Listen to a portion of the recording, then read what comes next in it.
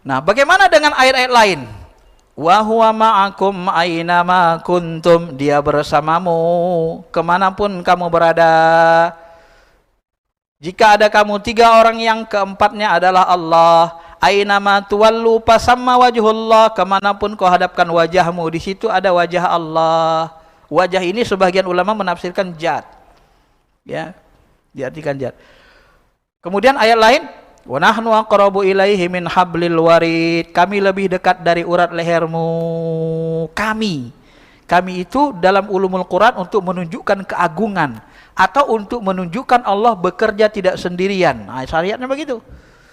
Ilmu syariat pun begitu. Allah bekerja melalui perantaran malaikat-malaikatnya. Tapi dalam ilmu ma'rifat, orang yang mengatakan Allah berbuat melalui perantaran malaikatnya, dia masih terhijab cahaya, tapi cahaya putih yang menghijabnya. Ya. Kalau ahli ma'rifat tidak begitu. Ahli ma'rifat itu mereka memandang yang menggerakkan alam semesta ini semuanya, la tataharrak illa biiznillah. Tapi itu nggak bisa dipaksakan, tapi hati kita memandang. Maka sebelum kita memandang, sebelum jam sana, saya pandang Allah dulu. Karena lebih dulu ada Allah, baru jam itu. Lebih dulu ada Allah, baru ada gerakan. Karena Allah yang menciptakan gerakan. Huwa khalaqakum wa ma taf'alun. Dialah yang menciptakan dirimu dan perbuatanmu. Kita lihat dulu Allah yang menciptakan, baru terjadi perbuatan gerakan. Itu orang ma'rifat. Maka di tauhid ma'rifat, Allah itu muhitum bikulli syai', meliputi segala-galanya. Tapi dia tidak berbentuk, tidak berupa, tidak berwarna. Benarkah tauhid ini? Kita uji. Ya. Kalau Allah meliputi segala-galanya, benarkah Allah dekat selalu bersama kita? Benar. Ya kan? Kalau Allah meliputi segala-galanya, benarkah aina ma tuwallu fasamma wajhullah, kemanapun kau hadapkan wajahmu, di situ ada wajah Allah? Benar, karena dia liput. Ya. Kalau Allah meliputi segala-galanya, benarkah Allah lebih dekat dari tulang leher? Iya, aqrab. Maka disebut dalam Al-Quran, Allahu nurus samawati wal ar, Allah itu cahaya langit dan bumi. Apa maksud cahaya gitu? Cahaya itu, ya, ketika dia memantulkan, cahaya matahari memantulkan, maka dia liput semua. Semua dia tembus, langit bumi, dia terangi. Cuman cahaya matahari tidak sama dengan cahaya Allah, kan begitu bahasanya. Gak mungkin sama, karena kalau sama, setara dengan makhluk. Laisa kamitslihi syai'. Nah, yang jadi masalah, kalau Allah meliputi segala sesuatu, jadi bagaimana memahami istawa alal arsh? Nah, kan gitu. Oke. Ini saya menggabungkan semua ayat dan semua ilmu namanya. Ilmu ma'rifat itu menggabungkan, kan saya sebut tadi di awal. Ilmu ma'rifat, ahli ma'rifat itu menggabungkan semua ayat dan menggabungkan semua pemahaman. Ya.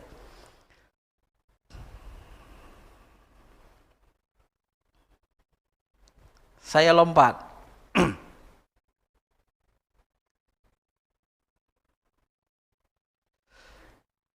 Langsung kemari. Ini ayatnya. Wa kana Allah bikulli syai'in muhita. Adalah Allah meliputi segala sesuatu. Ini ayat Quran. Dalilnya ada. Ya. Maka Imam Tohawi mengatakan Allah itu tidak ada makhluk yang bisa meliputi segala sesuatu kecuali dia. Enggak ada yang bisa. Enggak ada makhluk yang mampu meliputi segalanya kecuali dia. Itu akidah Tohawiyah. Nah, maka saya jelaskan begini. Ini kuncinya. Setelah saya dalami, saya pahami, kuncinya itu nanti pertemuan di kita mengenal lapisan alam. Kita ini sekarang hidup di alam nyata, namanya alam nasut. Antara alam nasut dengan alam malakut, ada alam jabarut, kemudian ada alam lahut, wilayah ketuhanan. Yang Allah saja yang bisa. Kalau bahasa lainnya gini, alam nasut ini diliputi alam malakut. Supaya Bapak Ibu mudah memahaminya gini. Pernah lihat gambar 3 dimensi? Saya buat 4 dimensi lah ya, kena 4 lapisan alam menurut Syekh Abdul Qadir Jilani. Kalau kita melihat gambar 4 dimensi, kita melihat dari kiri, kalau kita lihat lurus, gambar gunung misalnya. Lihat kiri, gambar apa? Pepohonan misalnya. Lihat ke kanan, gambar air. Kalau 4 dimensi, kita lagi agak miring, ke belakang lagi, mundur ke belakang, kita lihat beda lagi gambarnya. Nah, di manakah gambar alam air, alam gunung, sama alam hutan tadi? Tetap di situ sih. Situ-situ juga kan? Dimensinya yang beda. Nah, ini coba pahami hati-hati. Ya.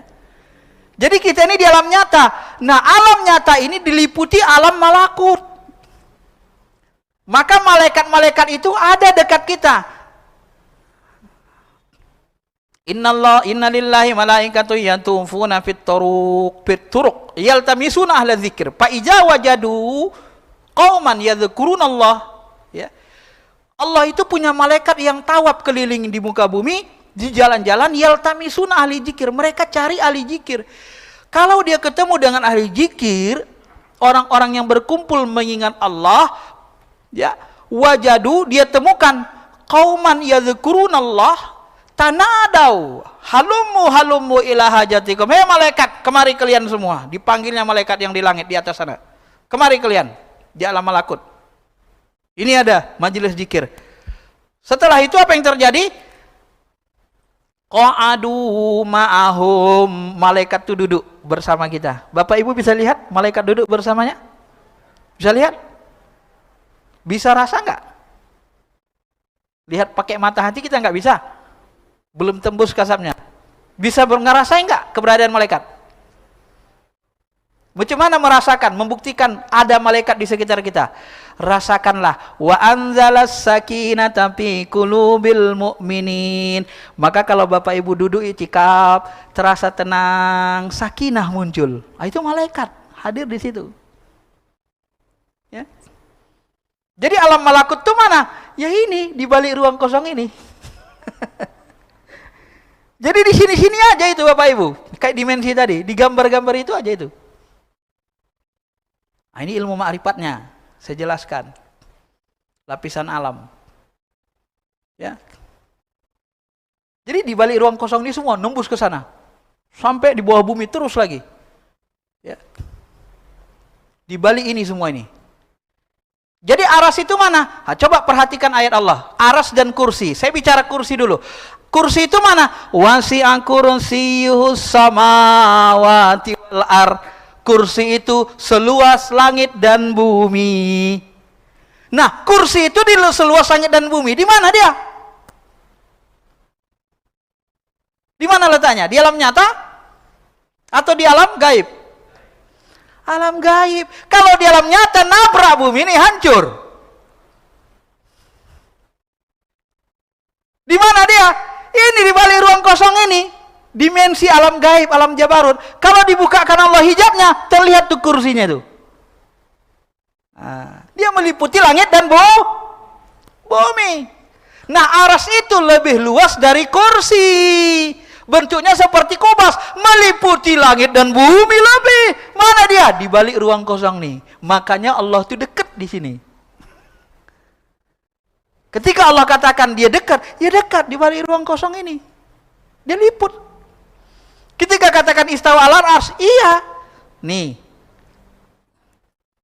Aras itu di mana? Aras itu di sini. Di perbatasan antara alam jabarut dengan alam lahut. Nah, istawa alal ars, ini wilayah ketuhanan. Allah meliputi segala-galanya. Dia liputi nih. Liput alam jabarut, alam malakut, maka dia mengetahui semuanya. Wa ma tasqutu min waraqatin illa ya'lamuha. Tidak ada satu helai daun yang gugur di tengah hutan kelam malam hari. Gelap sekali. Illa ya'lamuha, kecuali tahu Allah. Dia lihat itu. Kenapa? Dia meliputi segalanya. Maka ketika dibilang istawa al aras di alam ma'rifat, ya ini aras itu di sini. Meliputi alam jabarut, meliputi alam malakut, meliputi alam nyata nih. Jadi kalau dikatakan istawa al-arsy, maklum, paham kan? Istawa al-arsy kalau saya sebut di arsy, paham? Ya udah, ini dimensinya aja beda itu, Pak. Maka kalau dibukakan hijab kita oleh Allah Subhanahu wa taala, kita akan melihat tiang-tiang arsy tuh sampai nembus ke sana tuh. Dari ujung sana ke ujung.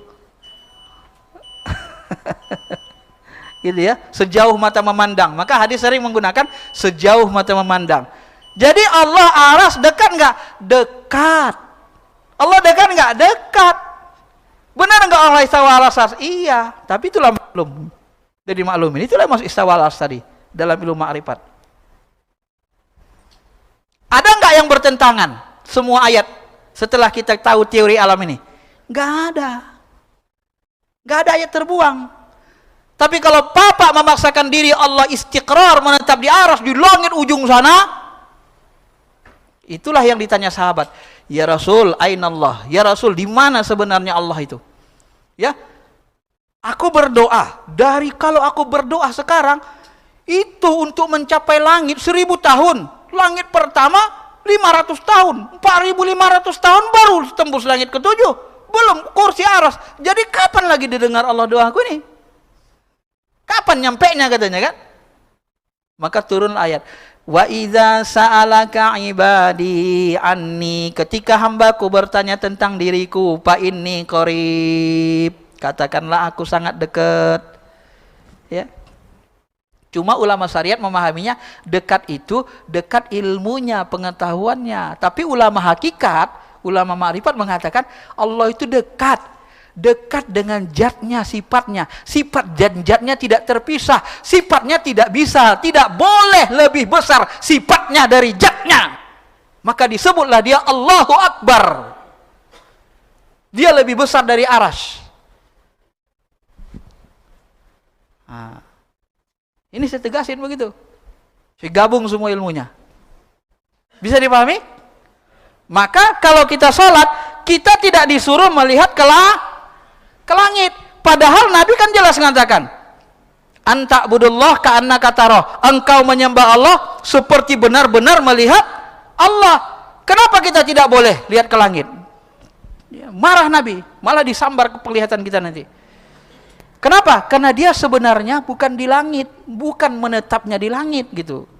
Langit itu adalah bahasa untuk menunjukkan keagungan, ketinggian. Arsy itu untuk menunjukkan keagungannya. Betapa agungnya Allah itu.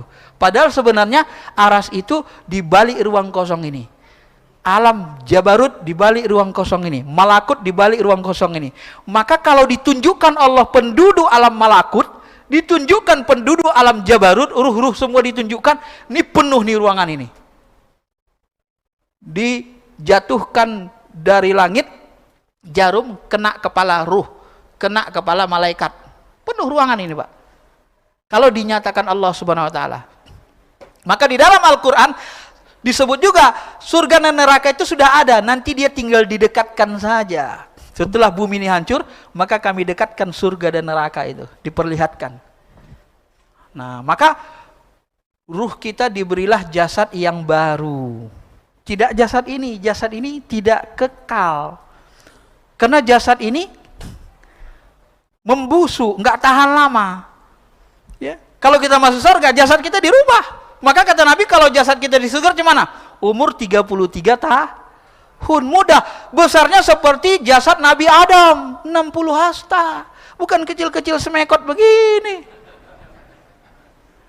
Enggak laku di surga kecil-kecil gini. Ini alam gaib nih Pak. Kalau ditunjukkan Allah gitu, sejauh mata memandang. Kalau kita jalan pakai ruh kita, kayak Nabi Sermer, tung.